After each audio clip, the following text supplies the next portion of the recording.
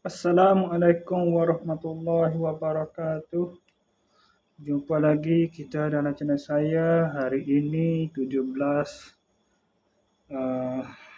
September 2024 Masihi bersama dengan 14 lah, pasal sekarang pukul 11.30 malam lah. Jadi 11.30 lah.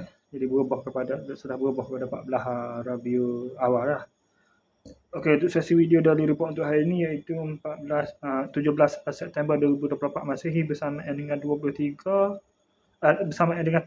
dan juga 14 Rabiul Awal 1446 Hijriah 2024 Masihi.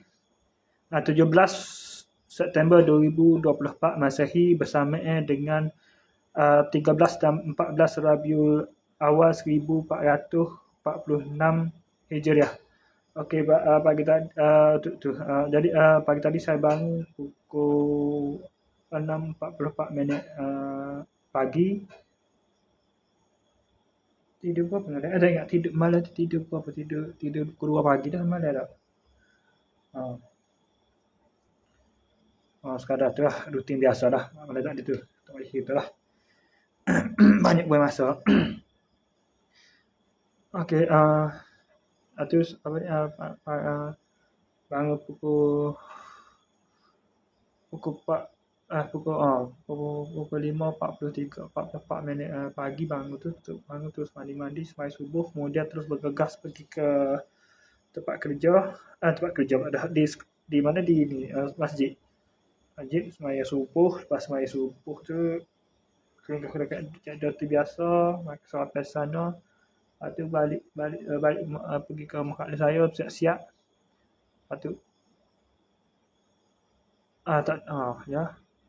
tinggal bit tak ada pergi rumah makhluk saya, tinggal di bit di masjid. Lepas tu terus ambil bit tu lah dalam masjid tu. Lepas tu terus pergi ke Dafikri. Lepas tu pergi hijau lah, sambung ngacung di belakang kebun nenas tu.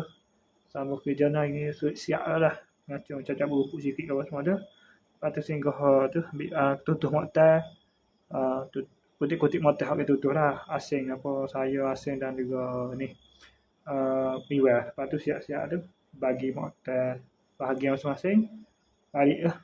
Dia balik rumah, asing balik rumah dia, ibu balik rumah dia. Saya seperti biasalah duduk di rumah kak saya tu lah sepanjang hari ni. Ni baru klik ni rumah kak saya tu, udah laku lagi rumah baru sampai rumah saya lah. Saya menetap lah ni. Lepas tu lepas siap apa ni,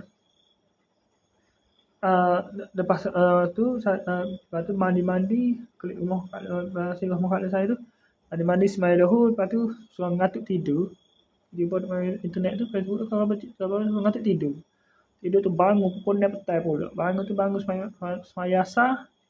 Lepas tu terus pergi ke kedai Fikri lah, acara rutin petang-petang.